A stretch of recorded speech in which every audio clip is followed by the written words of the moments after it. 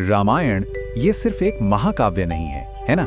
ये एक ऐसी कहानी है जिसने हजारों सालों से हमारी सोच, हमारी संस्कृति को गढ़ा है।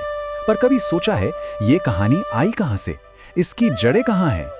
आज हम ठीक वहीं चलेंगे, उस पहले कवि और उसकी पहली कविता की कहानी को जानेंगे जिसने इस महान गाथा को जन्म दिया। तो चलिए शुरू करते हैं।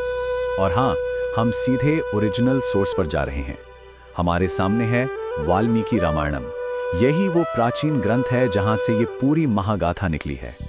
तो आज हम जो भी बात करेंगे वो सीधे इसी मूल पाठ पर आधारित होगी, ताकि कहानी को उसके सबसे असली, सबसे सच्चे रूप में हम समझ सकें। तो ये कहानी कितनी बड़ी है, इसका असर, इसका प्रभाव कहां-कहां तक फैला हुआ है, ये सिर्फ भारत तक की बात नहीं है। जब आप इसके आंकड़े देखेंगे ना, तो सच में हैरान रह जाएंगे। 730, जी हाँ, केंद्रीय साहित्य अकादमी के अनुसार दुनिया भर में रामायण के 730 से भी ज्यादा अलग-अलग वर्जन्स मौजूद हैं। जरा सोचिए, एक ही कहानी को कितनी अलग-अलग संस्कृतियों ने अपना बना लिया है। और बात यहीं खत्म नहीं होती। ये कहानी 348 से भी ज्यादा भाषाओं में ट्रांसलेट हो चुकी है।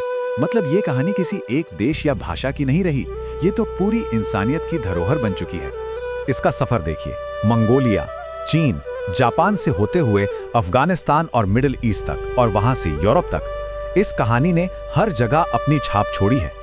और इसी वजह से इसे भारतीय साहित्य का पहला महाकाव्य यानी आदि काव्य कहा जाता है। वो पहली महान गाथा जहां से सब कुछ शुरू हुआ। और ये हमें एक बहुत बड़े सवाल पर ले आता है कि आखिर किसने लिखी होगी ऐसी कहानी? कौन था वो इंसान जिसके मन से, जिसकी कल्पना से इतनी विशाल गाथा ने जन्म लिया? यकीन मानिए, उस इंसान की कहानी इस महाकाव्य से भी ज्यादा दिलचस्प है। इस महाकाव्य के लेखक की अपनी कहानी किसी चमत्कार से कम नहीं।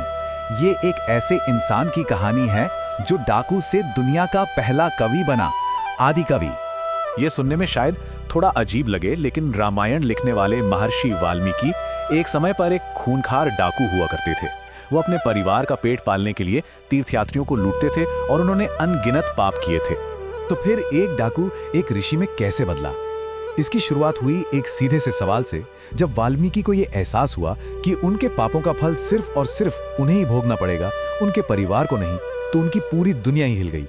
बस वही एक पल था जब उन्होंने सब कुछ छोड़ दिया और सालों की कठोर तपस्या के रास्ते पर निकल पड़े।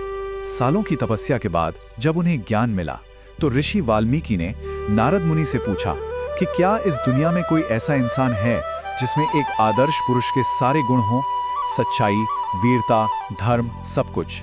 वो एक परफेक्ट हीरो की तलाश में थे। और बस इसी एक सवाल से रामायण का बीज बोया गया। अब कहानी उस मोड़ पर आती है जहां कविता का जन्म हुआ। लेकिन ये जन्म किसी खुशी के पल में नहीं, बल्कि बहुत गहरे दुख और गुस्से से हुआ था। दुनिया का पहला श्लोक असल में एक श्राप था। जरा इस मंजर की कल्पना कीजिए। ऋषि वाल्मीकि नदी किनारे हैं। वो क्रौंच पक्षियों के एक जोड़े को प्यार में मगन देख रहे हैं।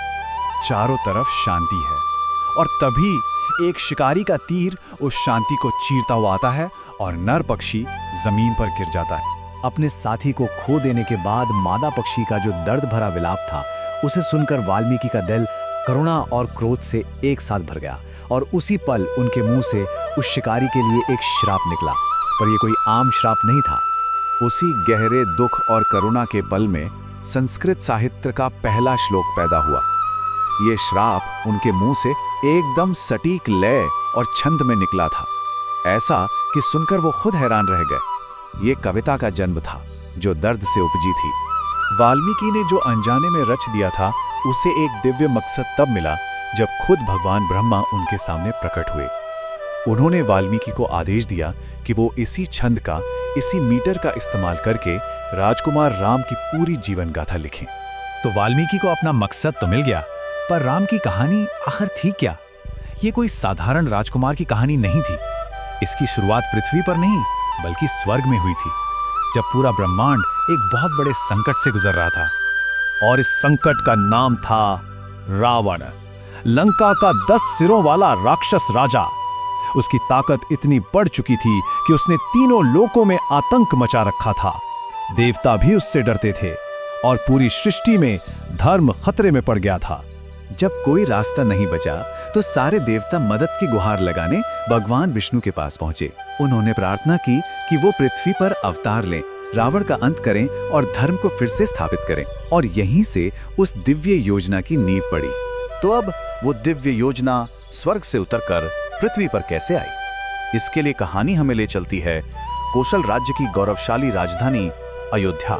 रामायण का पहला अध्याय यानी बालकांड यहीं से शुरू होता है।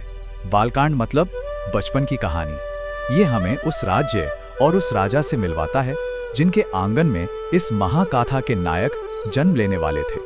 अयोध्या के राजा थे दशरथ, एक महान और धर्मी शासक। उनके पास सब कुछ था, एक चीज को छोड़कर, एक बेटा जो उनके सिंहासन को संभाल सके। ये चिंता उन्हें अंदर ही अंदर खाए जा रही थी।